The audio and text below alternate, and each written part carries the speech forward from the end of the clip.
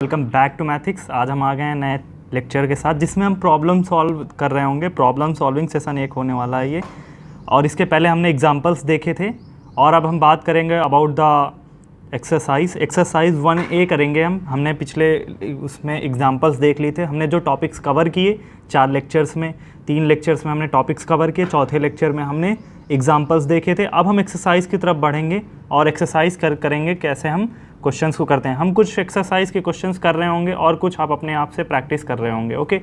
और जो आपको डाउट्स होंगे वो आप कमेंट सेक्शन में या फिर थ्रू द एनी सोर्स आप हमसे आस्क कर सकते हैं और हम उसको क्लियरिफाई करेंगे, ओके। उसके बाद अगर हम आगे बढ़ें एक्सरसाइज 1A की तरफ, तो एक्सरसाइज 1A में जो फर्स्ट क्वेश्चन हमने पिकअप किया है वो है ABC are the forces each of magnitude 4 newton acting in the plane of paper as shown in figure. So ABC 3 forces हमें दे रखी हैं, like this is one is B, this one is A and this one is C, और इनकी directions दे रखी हैं। As you can see by the arrow इनकी डायरेक्शंस दे रखी हैं। 3 फोर्सेज हैं जो हमारी एक्ट करती हैं 4 न्यूटन की, ईच ऑफ 4 न्यूटन। तीनों का जो फोर्स है तीनों में वो 4 newton, force equals to 4 newton, तीनों में इक्वल फोर्सेज हैं, ओके, गॉट इट। उसके बाद दे रखा है acting in the plane of paper, और एक किसी प्लेन ऑफ पेपर पे, मतलब अगर हम 2D की बात करें तो प्लेन ऑफ पेपर पे 3 फोर्सेज ये जो हैं आपस में एक्ट कर रही हैं, okay, got it. I hope इतना तो क्लियर होगा। उसके बाद दे रखा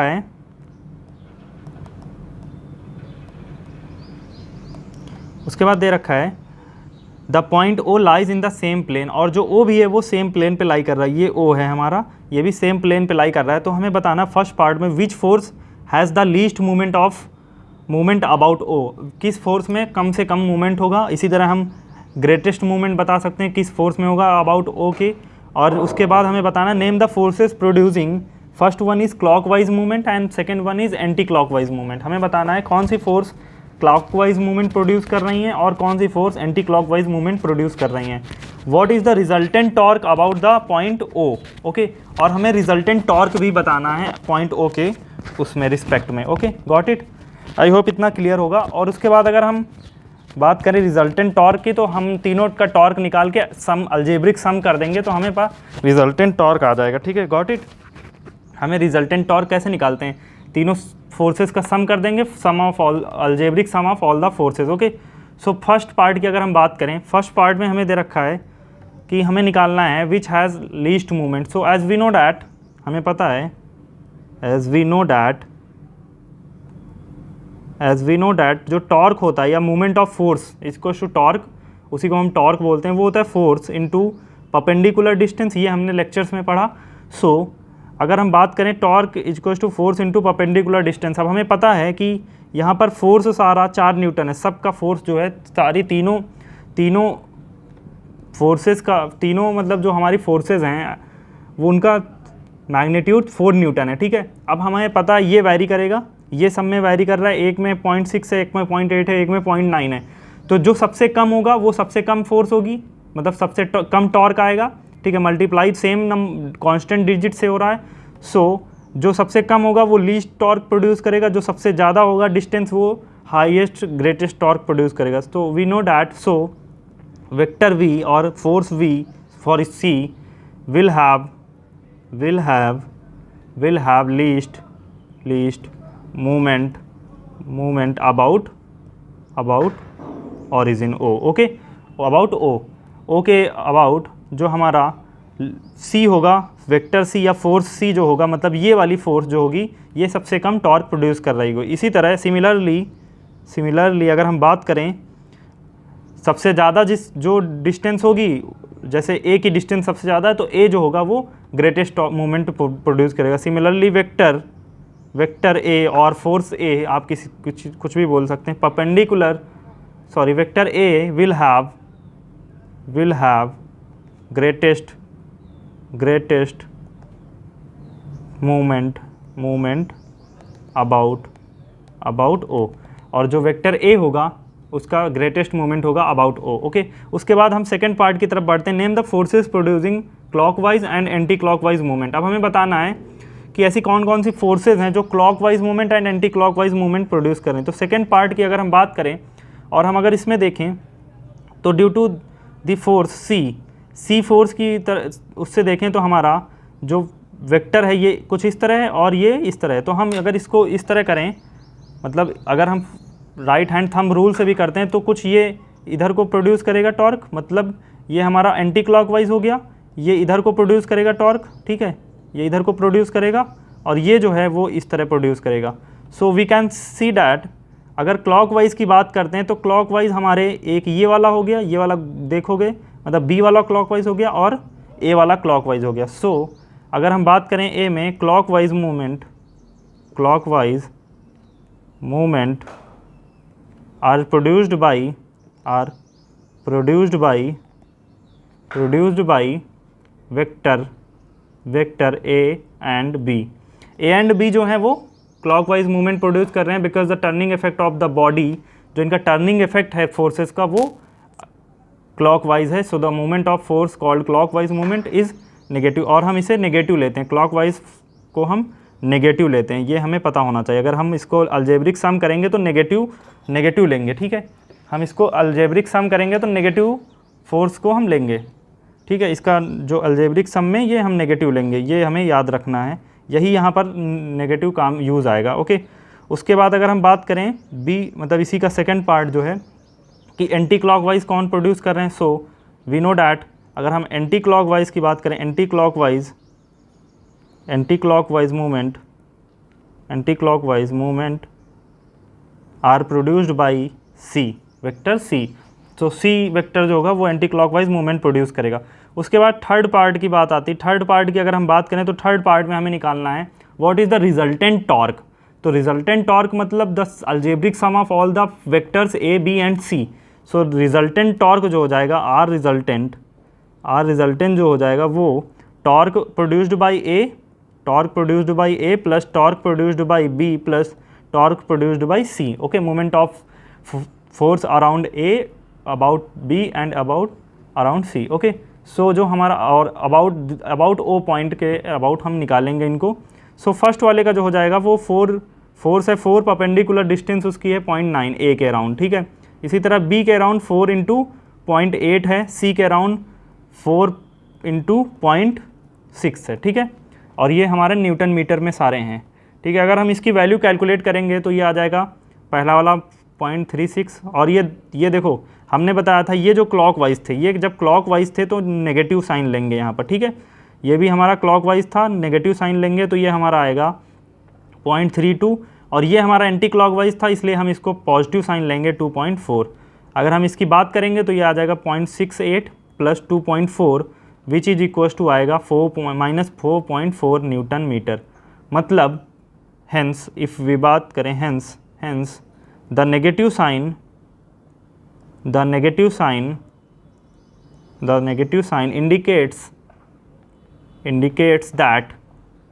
indicates that the resultant torque is in clockwise direction. अगर नेगेटिव आया है तो मतलब जो हमारा रिजल्टेंट टॉर्क होगा वो क्लॉकवाइज डायरेक्शन में होगा, मतलब तीनों फोर्स अप्लाई करने पर जो ए पॉइंट पे हमारा रोटेशन होगा और मोमेंट ऑफ फोर्स जो जनरेट होगा वो हमारा क्लॉकवाइज मूव करेगा। Okay, got it. सो अगर हम सेकंड क्वेश्चन की बात करते हैं, सेकंड क्वेश्चन में हमें दे रखा है, सेकंड क्वेश्चन में बहुत इजी सा क्वेश्चन है, इसमें दे रखा है the adjacent diagram shows a heavy roller. एक हैवी रोलर है और उसमें कुछ इस तरह पेवमेंट दिया गया है और इन दोनों के बीच में रफ सरफेस है, मतलब फ्रिक्शन एग्जिस्ट करता है। इसमें यही लिखा है, देख लो, विद द एन एक्सल, एक एक्सल कनेक्टेड है जिससे ये रोटेट करेगा, ठीक है, which is to be raised on a pavement XY by applying a minimum possible forces shown by arrow on the diagram. So the point of application and the direction of force is to be applied. तो यहाँ पर अगर friction है तो ये friction से hold करेगा, ठीक है, मतलब यहाँ पर एक कोई फोर्स लग रही होगी, फोर्स कुछ इस तरह लग रही होगी, अगर यहाँ पर इस तरह फ्रिक्शन है तो यहाँ पर इस तरह फोर्स लग रही होगी। सो इस बॉडी को मूव करने के लिए हमें बताना है कि कौन से डायरेक्शन में हम फोर्स लगाएं जिससे ये बॉडी मूव करे, फोर्स अप्लाई करें। तो हमें पता है इस पॉइंट पे यहाँ पर इस तरह फ्रिक्शन है तो हम इसके जस्ट अपोजिट यहाँ पर कुछ अपोजिट फोर्स लगाएंगे। Okay, got it, opposite force लगाएंगे। So this is the force applied on this body two, so force F should be apply, force F should be, ये हमारी फोर्स F होगी, should be applied in the direction as shown above। हमने जो यहाँ पर force लगाया वो हमारा ये कुछ इस तरह हम इस पे डायरेक्शन में फोर्स लगाएंगे जिससे इस फ्रिक्शन को ये बैलेंस कर पाए। Okay, got it. फिर हम थर्ड क्वेश्चन की तरफ मूव करते हैं। थर्ड क्वेश्चन में दे रखा है a wheel of diameter 2 metre is सोन।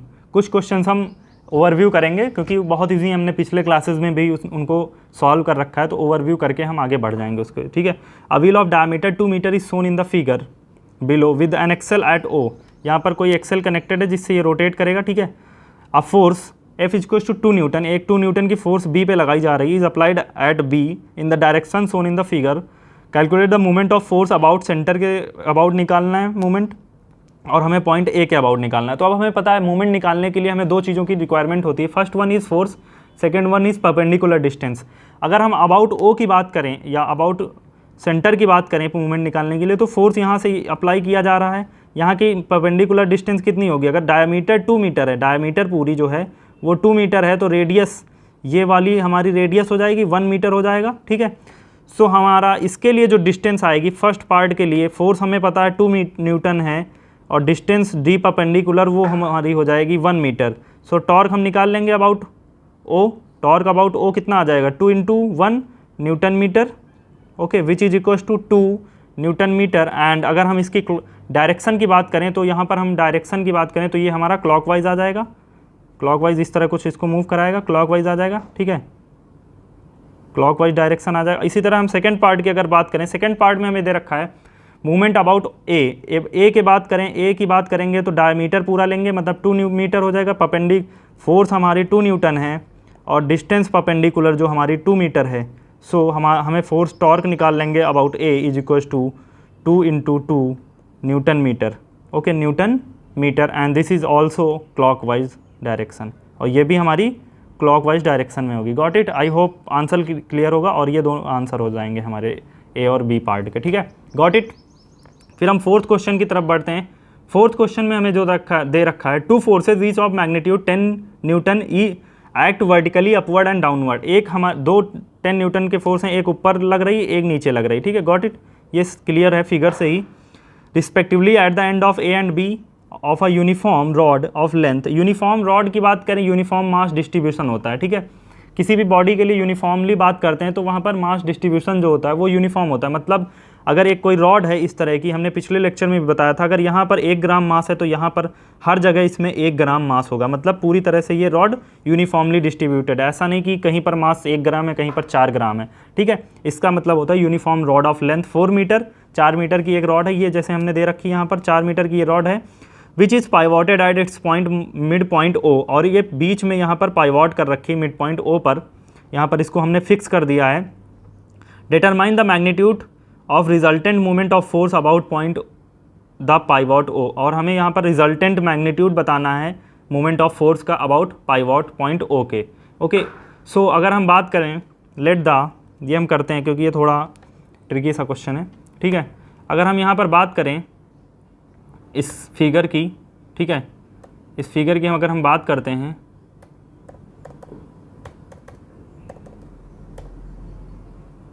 सो हमें पता है ड्यू टू दिस फोर्स जो हमारा मूवमेंट होगा अबाउट ओ, ठीक है, ये हमारा कुछ इस तरह, मतलब ये वाली हमारी जो होगी ये इस तरह घुमाएगा इसको और ये वाला इस तरह घुमाएगा, मतलब दोनों क्लॉकवाइज घुमाएंगे। ठीक है, दोनों क्लॉकवाइज घुमाएंगे। अगर हम इसकी बात करें यहाँ से तो टॉर्क जो आएगा, टॉर्क ए के राउंड जो आएगा, मतलब ए से A through A force, A point वाले फोर्स से जो टॉर्क आएगा वो हमारा आ जाएगा। फोर्स कितना 10 न्यूटन है और इनटू परपेंडिकुलर डिस्टेंस हमारी 2 मीटर है। ठीक है, 2 मीटर है तो हमारा ये आ जाएगा 20 न्यूटन मीटर, एंड ये क्लॉकवाइज डायरेक्शन में। ठीक है, उसके बाद torque due to B point at O, अगर बात करें एट ओ, या इसको हम बी ओ बोल लेते हैं, इसको ए ओ बोल लेते हैं, बिकॉज एट अराउंड ओ हम निकाल रहे हैं ना, अबाउट ओ निकाल रहे हैं। So this is 10 newton into 2 metre.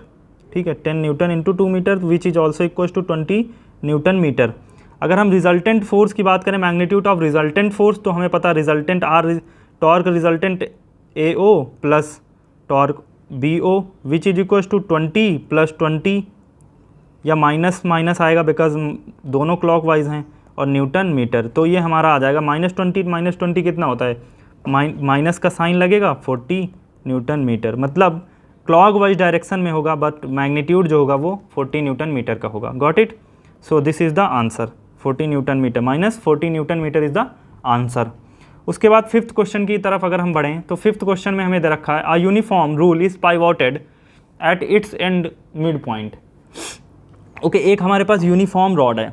अब यूनिफॉर्म रॉड यहाँ पर भी है, मतलब मास डिस्ट्रीब्यूशन जो है वो यूनिफॉर्मली डिस्ट्रीब्यूटेड है, और मिड पॉइंट पे उसको हमने पाइवोट कर रखा है। मतलब हमारे पास अगर एक यूनिफॉर्म रॉड है, हमने इस तरह की एक यूनिफॉर्म रॉड ले ली, ठीक है, ये हमने यूनिफॉर्म रॉड ले ली और इसका मास जो है वो डिस्ट्रीब्यूटेड है यूनिफॉर्मली, और यहाँ पर हमने एक इसको पाइवोट कर दिया मिड पॉइंट पे ओ पर। Okay, let's suppose this is O. A weight of 50 GF is suspended at one of its end. Okay, एक एंड पे हमने 50 GF का mass, GF is gram force not something else. Okay, आप गलत मत समझें। Weight of 50 gram force is suspended at one end of it where a mass where the a weight of 100 GF is suspended to keep the rule horizontal. और हमें बताना है कि जैसे हमने यहाँ पर लेट सपोज हमने यहाँ पर 50 gram force not something else, मैंने पहले भी बताया, ठीक है, 50 ग्राम फोर्स का हमने यहाँ पर फोर्स मतलब एक वेट लटका दिया।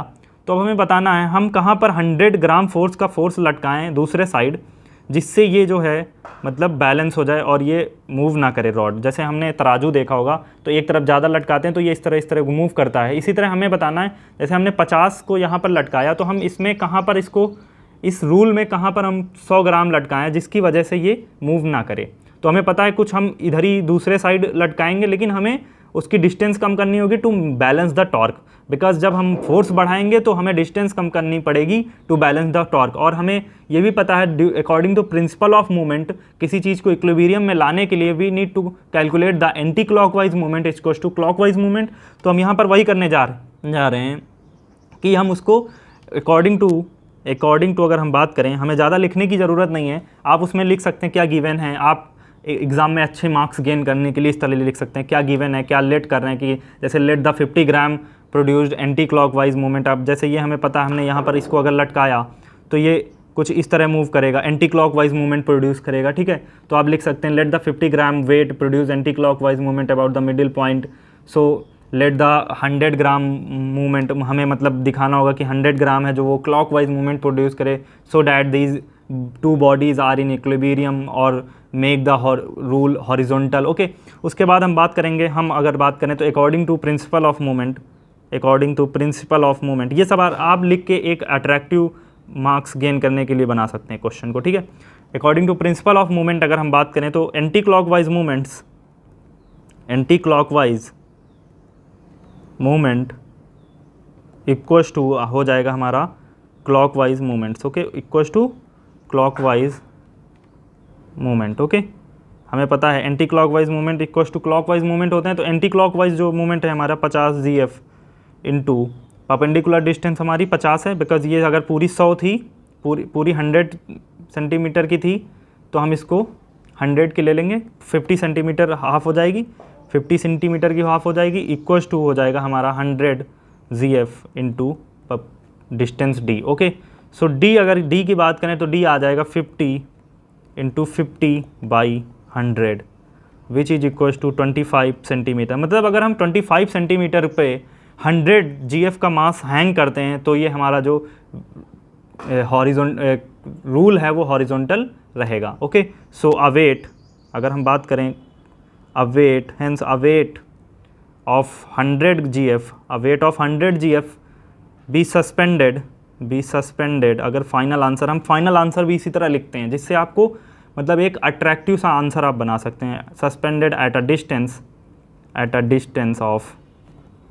Distance of 25 centimetre from the other and पे क्यों कर रहे हैं, क्योंकि हमें अपोजिट टॉर्क प्रोड्यूस करना है। अगर हमने वहाँ पर एंटी क्लॉकवाइज टॉर्क प्रोड्यूस किया था तो हम क्लॉकवाइज प्रोड्यूस करेंगे, ठीक है। Other end to keep the rule horizontal, horizontal. Okay, rule को हॉरिजॉन्टल कीप करने के लिए, इक्विलिब्रियम में करने के लिए हमें ये करना पड़ेगा। ठीक है, गॉट इट। फिर आगे हम मूव करते हैं। नेक्स्ट क्वेश्चन, 6th क्वेश्चन है, the diagram shows a uniform bar. एक हमारे पास यूनिफॉर्म रूल है, यहाँ पर भी बार उसको दे रखा है। यूनिफॉर्म मतलब uniformly distributed mass supported at the middle of a point O, और यहाँ पर हमारा ये मिडिल पॉइंट है ओ, मतलब यहाँ ये हम इसे मान सकते हैं 0 है। ठीक है, ये हमारा 0 पर दे रखा है और ये हम 10 मान लेते हैं। 10 centimetre, 20 centimetre, 30 centimetre, 40 centimetre, 50 centimetre, 60 centimetre. इसी तरह इधर भी -10 या 20, 30, 40, 50, 60। ओके, सो हमें इस तरह दे रखा है और ओ पर इसको हमने मिड पॉइंट पे हमने पाइवॉट कर रखा है। A weight of 40 GF is placed at a distance of 40 centimetre, और हमने कुछ इस पे 40 GF का मास, ये एक बच्चा है जो 40 GF का है, 40 GF का है, इसको हमने वहाँ पर रख रखा है एट 50। ओके, एट 40 सेंटीमीटर हमने प्लेस किया है ना। सो ये हमारा कुछ यहाँ पर होना चाहिए था, ये जो बच्चा है ये यहाँ पर होना चाहिए था। चलो हम इसको 40 मान लेते हैं, ये आप इतना कंसीडर कर लो। ठीक है, 40 पे हमने इसको ले रखा है, 40 पर हमने इसको रख रखा है। So how can you balance the bar with a weight of 80 GF। Same question है, बस इसमें उसमें क्या था, उसमें एक स्केल दे रखी थी जिसमें हमें एक एंड पे 50 पे हमने लटका दिया था उसे। 100 की पूरी अगर हम सेंटीमीटर की स्केल मानते थे तो 50 पे हमने सेंटीमीटर पे लटका दिया था। इसमें दे रखा है हमने 40 पे लटकाया, तो दूसरे तरफ हम 80 GF का अगर मास रखेंगे तो कहाँ पर हमें इसको हैंग करना होगा, जिससे वो जो रूल है या बार है, हॉरिजॉन्टल बार है, वो यूनिफॉर्म मतलब हॉरिजॉन्टल रहे। ठीक है, सो अगर हम बात करें इसकी तो सेम वही anti clockwise movement equals to clockwise movement करेंगे। तो अगर हम बात करते हैं anti clockwise movement according to principle of movement, anti clockwise movement equals to clockwise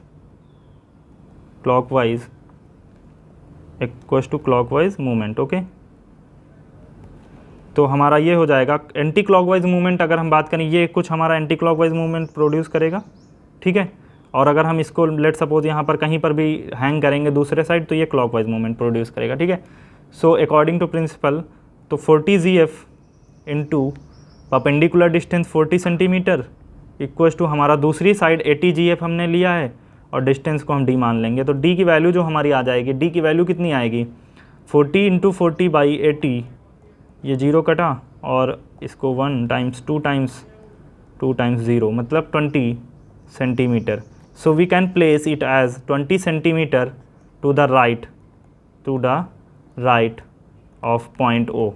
अगर हम कहीं इधर 20 सेंटीमीटर पे रखते हैं, मतलब यहाँ पर अगर हम इसको रखेंगे 80 GF को तो ये जो हॉरिजॉन्टल बार है, मतलब ये बार यूनिफॉर्म बार है, ये हॉरिजॉन्टल रहेगा। ठीक है, गॉट इट।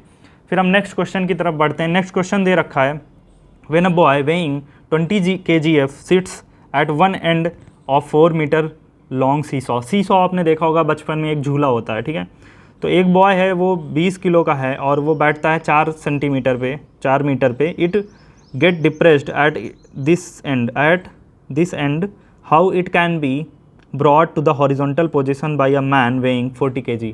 अब वही सेम सीन है कि एक हमारा इस तरह कुछ झूला होता था, एक तरफ बच्चा बैठता है अगर 20 किलो का या 20 kgf का अगर हम बात करें तो 4 मीटर पे उससे बैठालना पड़ता है। अब हमें बताना है कि हम 40 kgf के मैन को अगर बैठालते हैं, 40 kgf, ये 20 kgf का था, वो 40 kgf के मैन को बैठालते हैं अगर हम, तो कहाँ पर उसको d डिस्टेंस पे बैठालें जिससे जो हमारा सीसॉ है वो हॉरिजॉन्टल है। तो according to principle of movement, anti clockwise movement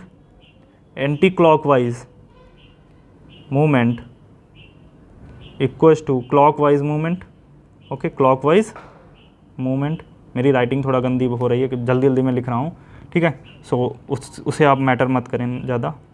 20 kgf into, आप कंसेप्ट पे फोकस करें। ठीक है, 2 मीटर इक्वल्स टू हो जाएगा 40 kgf इंटू डी। डिस्टेंस हमने डी मानी है, डी हम ले लेंगे। तो डी की वैल्यू अगर हम निकालें तो 20 इंटू 2/40। ठीक है, सो ये हमारा आ जाएगा 20 इंटू 2/40, 1 टाइम 2 टाइम्स 2 1। तो 1 मीटर पे अगर हम man should be brought at 1 metre so that the seesaw make it horizontal. ये आप हेंस में लिख सकते हैं। ठीक है, It can be brought to the horizontal position if man sits at a distance of 1 meter from the center of the side of the opposite side of the boy. Okay, got it? ये हमारा answer हो जाएगा.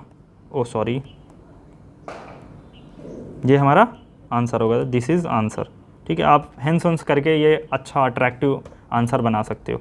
उसके बाद हम आज का last question लेंगे. If uniform bar of length L metre is supported at its end loaded with a weight W kgf at a middle in equilibrium, find the reaction R1 R2 at the end. तो हमें दे रखा है कि uniform बार है, length है, uniform बार length मतलब mass distribution जो है सेम है, supported at its end loaded by a weight W, और दोनों एंड पर, अब पहले हम बीच में हॉरिजॉन्टल में हम मतलब बीच में मिड में उसको पाइवॉट करते थे, अब हमने दो जगह पर एक हिंज पे रख दिया दोनों को, मतलब एक उस पर सपोर्ट पे रख दिया. ठीक है, और W वेट हम बीच में इसको लटका रहे हैं इस बार.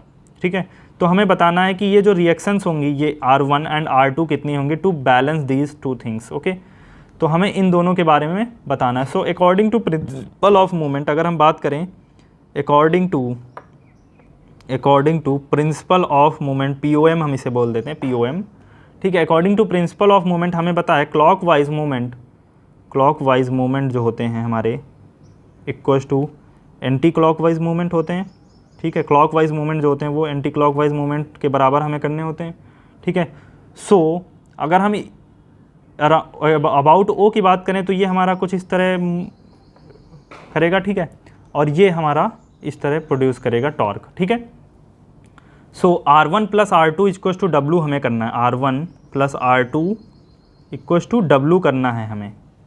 ठीक है, ये दोनों जो हमारे हैं इनको हमें, अगर हम इसमें इक्विलिब्रियम की बात करते हैं तो हमें क्लॉक मूवमेंट्स को देखने के पहले हमें ये देखना होगा ये दोनों फोर्स अपवर्ड हैं, ये डाउनवर्ड हैं. ठीक है, तो R1 plus R2 equals to W करना है. सो अगर हम इक्विलिब्रियम की बात करें तो R1 इंटू ये हमारा कुछ 1 मीटर का ले लेते हैं, है ना, 1 मीटर ये हो जाएगा, 1 मीटर ये ले लें. ठीक है, या फिर इसको हम पूरा 1 मीटर हम दे रखा है, सॉरी L दे रखा है, L मीटर दे रखा है. ठीक है, तो ये L/2 हो जाएंगे, L/2. ठीक है, R1 into L/2 equals to R2 into L/2. ठीक है, बिकॉज वी हैव, हमने यहाँ पर देखा कि ये क्लॉकवाइज करेगा, ये एंटी क्लॉकवाइज मूवमेंट प्रोड्यूस करेगा, and to balance this we need to calculate the movement about O. Okay, so to make the system in equilibrium, अगर हम इक्विलिब्रियम में करना है हमें इसे, तो हमें ये दोनों फोर्सेस को बैलेंस करना पड़ेगा, मतलब इन दोनों के अराउंड जो टॉर्क हमारा आएगा उसे बैलेंस करना पड़ेगा. तो R1 L/2 into R2 L/2 equal करना पड़ेगा. सो R1 इक्वल्स टू R2 आ जाएगा to keep it in equilibrium.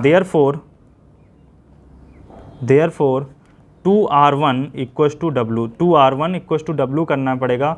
Since R1, अगर हम यहाँ इसके बाद बात करें तो R1 जो होगा वो हमारा R2 हो जाएगा, R1 R2 के बराबर होगा, which is equals to W/2 kgf होगा.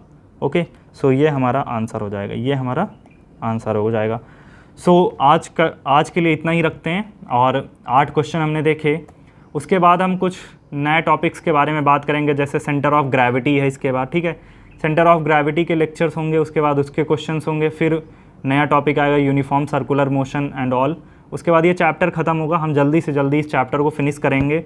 उसके बाद ट्राई करें आप ज़्यादा से ज़्यादा क्वेश्चंस को सॉल्व करें, और जो नहीं आते हैं उन्हें आप मेरे से आस्क करें.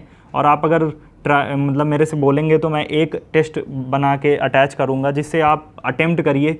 आप थोड़ा ऑनेस्टली अटेम्प्ट करेंगे इसे तो अच्छे से आप प्रिपरेशन को अपने एनालाइज कर पाएंगे, और अच्छे से करते रहिए, फोड़ते रहिए, इसी तरह मैथ्स के साथ पढ़ते रहिए, और अपने दोस्तों के साथ शेयर करिए. अगर चैनल अच्छा लगता है तो आप सब्सक्राइब करिए, लाइक करिए. Okay, got it.